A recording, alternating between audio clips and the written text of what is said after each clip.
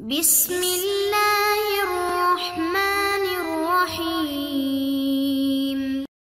السلام علیکم معزز طلبہ کرام، آپ سب کیسے ہیں؟ آج ہم نور الانوار کے سبق نمبر 172 کو پڑھیں گے،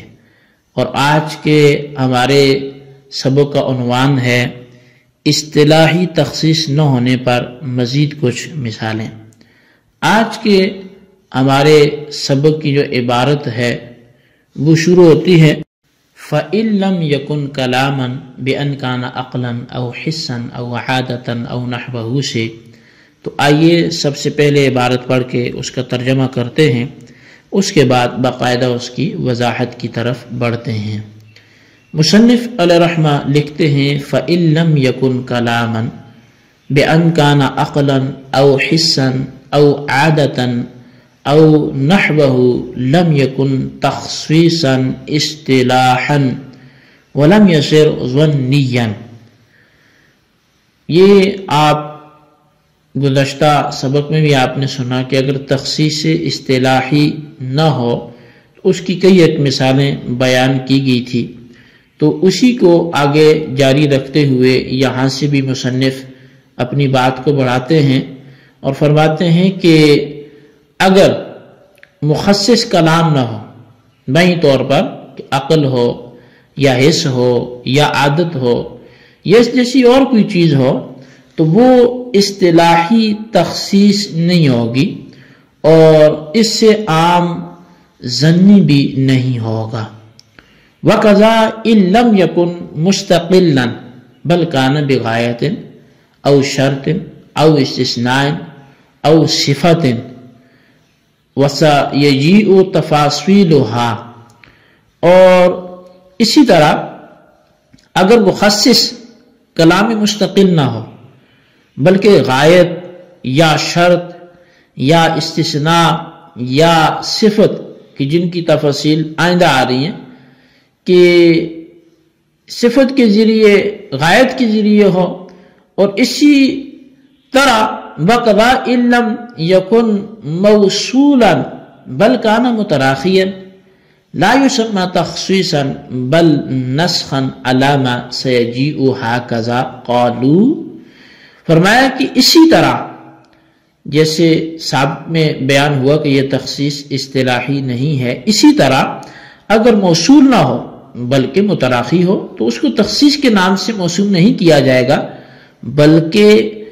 نسخ ہوگا۔ چنانچہ اس کا بیان بھی آ رہا ہے اور علماء نے ایسا ہی کہا ہے۔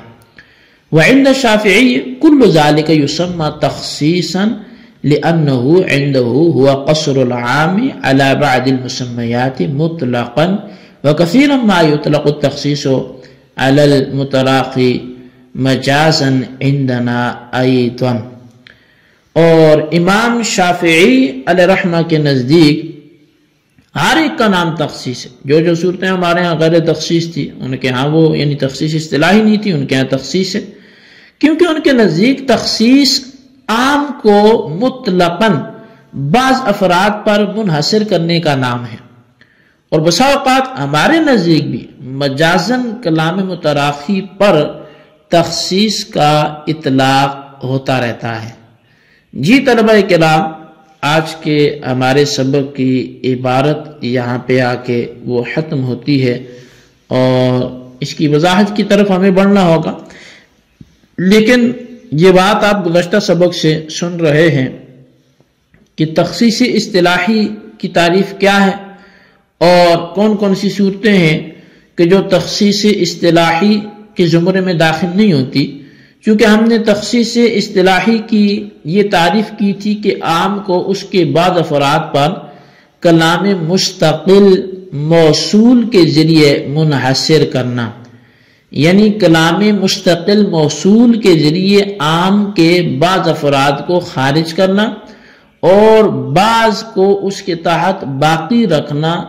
یہ تخصیص کی تعریف تھی۔ تو اب کئی چیزیں ایسی آتی ہیں کہ جو اس حد میں داخل نہیں ہوتی تو وہ پھر تخصیص اصطلاحی بھی نہیں ہوتی۔ کئی ایک مثالیں گزشتہ سبق میں بیان کی گئی اور کچھ مثالیں مزید آج کے سبق میں ہم سننے کی کوشش کرتے ہیں۔ صاحب نور الانوار کہتے ہیں کہ اگر تخصیص کلام کے ذریعے کی گئی ہو مگر وہ کلام ایسا ہو کہ جو مستقل نہ ہو، یعنی مفید حکم نہ ہو، تو یہ بھی اصطلاحی تخصیص نہیں کہلائے گی۔ اچھا، مفید حکم نہ ہو، اس کی مثال جیسے کہ غائط کے ذریعے تخصیص کی گئی ہو، جیسے اتم الصیام الی اللیل میں لفظ صیام رات و دن کو عام ہے، لیکن غائط کیونکہ الی اللیل کے ذریعے صیام کو دن کے ساتھ خاص کر دیا گیا اور رات کو صیام سے خارج کر دیا گیا، تو یہ اصطلاحاً تخصیص نہیں ہوگی۔ اسی طرح اگر شرط کے ذریعے تخصیص ہو تو وہ بھی اصطلاحاً تخصیص نہیں ہوگی، جیسے انتی طالق ان دخلتی دارا، کہ تجھے طلاق ہے اگر تو گھر میں داخل ہوئی۔ اب اس مثال میں انتی طالق یہ عام ہے اس طور پر کہ اگر ان دخلتی دارا نہ کہا جاتا تو بیوی کو کلام کے وقت ہی سے طلاق پڑ جاتی، یعنی کہ اس کو اب فی الحال طلاق پڑ جاتی۔ ان دخلتی دارا نے طلاق کو دخول دار کے وقت کے ساتھ خاص کر دیا، تو گویا کہ جو حکم عمومی تھا کہ انتی طالق سے عمومی طور پہ اس پہ حکم لگنا تھا، وہ ان دخلتی دارا سے خاص ہو گیا اور اس عمومی حکم کی بجائے اب خصوصی حکم لگ گیا کہ جب گھر میں داخل ہوگی تو تبھی اس کو طلاق واقع ہوگی، ورنہ فی الحال طلاق واقع نہیں ہوگی۔ اسی طرح اگر استثناء کے ذریعے تخصیص کی گئی ہو تو وہ بھی اصطلاحی تخصیص نہیں ہے، جیسے جاءنی القوم الا زیدن، کہ میرے پاس قوم آئی سوائے زید کے۔ اب یہاں لفظ قوم عام ہے اور ظاہر ہے زید بھی قوم کا حصہ ہے،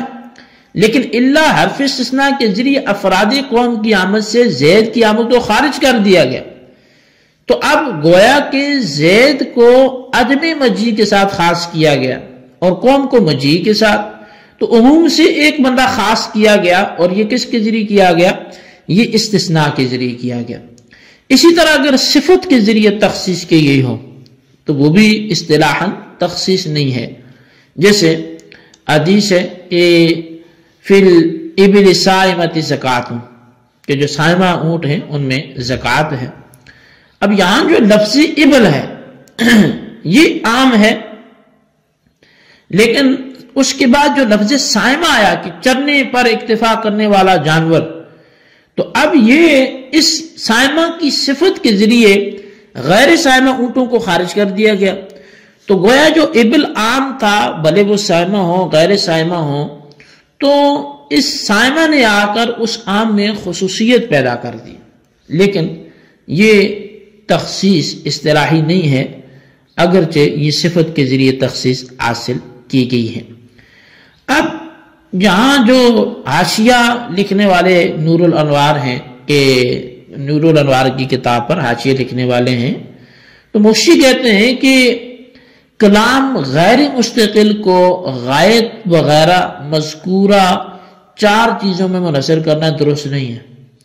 بلکہ ایک 5ویں قسم بدل البعض بھی ہے، جیسے جاءنی القوم واکثرہم۔ اب یہاں قوم عام ہے، لیکن بدل بعض یعنی لفظ اکثرہم نے آمد سے بعض افراد کو خارج کر دیا، اور یہ بھی اصطلاحی تخصیص نہیں ہے۔ تو شارح نے کہا کہ مخصص اگر کلام بھی ہو اور مستقل بھی ہو مگر وہ عام کے ساتھ متصل نہ ہو بلکہ متراخی ہو، یعنی پہلے عام کا تلفظ کیا گیا ہو پھر دوسری مرتبہ میں مخصص کا تلفظ کیا گیا ہو، تو یہ بھی اصطلاحاً تخصیص نہیں ہے بلکہ یہ نسخ ہے، کیونکہ تخصیص کے لیے اول امر میں عام سے بعض افراد کا ارادہ کرنا ضروری ہے، اور نسخ میں اولاً عام سے کل افراد کا ارادہ کرنا جو ہے وہ ضروری ہوتا ہے۔ پھر بعض افراد کا حکم اٹھا دیا جاتا ہے، اور کلام غیر مفصول کی صورت میں چونکہ ایسا ہی ہے اس لیے یہ تخصیص نہیں ہوگی بلکہ نسخ ہوگا۔ اب علماء حناف نے ایسا ہی کہا ہے، ویسے اس کی پوری تفصیل آئندہ بھی آئے گی۔ حضرت امام شافعی رحمۃ اللہ علیہ نے فرمایا کہ مخصص غیر کلام ہو یا کلام ہو، اور کلام مستقل ہو یا غیر مستقل ہو، متصل ہو یا منفصل ہو، تمام صورتوں میں اس کا نام تخصیص ہی رکھا جائے گا۔ اور اس کی وجہ یہ ہے کہ امام شافعی کے نزدیک تخصیص کی تعریف جو ہے وہ یہ ہے کہ عام کو مطلقاً اس کے بعد افراد پر منحصر کرنا، یعنی بعض افراد پر منحصر کرنا غیر کلامی کے ذریعے ہو یا کلام کے ذریعے ہو، کلام مستقل کے ذریعے ہو یا غیر مستقل کے ذریعے ہو، کلام متصل کے ذریعے ہو یا منفصل کے ذریعے ہو۔ تو ملا جیون رحمۃ اللہ تعالیٰ نے فرمایا کہ بسا اوقات ہمارے حنفیوں کے نزدیک بھی مجازن متراخی پر تخصیص کا اطلاق کیا جاتا ہے، جیسے کہ کہا جاتا ہے کہ فلاں آیت کو فلاں آیت سے خاص کیا گیا، حالانکہ آیت جو ہے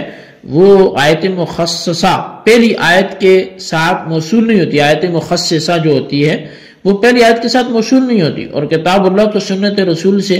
خاص کیا گیا، حالانکہ ان دونوں میں بھی تراخی ہوتی ہے۔ تو یہ مجازن ہمارے ہاں بھی کبھی کبھی ایسا بول دیا جاتا ہے۔ بہرحال یہ آج کے سبق کی تفصیل تھی جو آپ نے سماعت کی، اس کو اچھی طرح سمجھیں، نوٹ کریں اور خلاصے کو رجسٹرز پر لکھیں، بالخصوص ان سوالات کے جوابات بھی دیں۔ سوال نمبر 1 یہ ہے کہ غائط کے ذریعے کیسے تخصیص حاصل کی جاتی ہے حالانکہ وہ تخصیص اصطلاحی نہیں ہوتی، اور سوال نمبر 2 یہ ہے کہ نور الانوار پر حاشیہ لکھنے والے کون سی 5ویں قسم بتلاتے ہیں، مثال کے ساتھ بیان فرمائیں۔ اللہ تبارک و تعالیٰ سے دعا ہے جو کچھ ہم نے پڑھا سننا سے یاد رکھنے کی توفیق نصیب فرمائے، آمین بجاہ النبی الامین صلی اللہ علیہ وسلم۔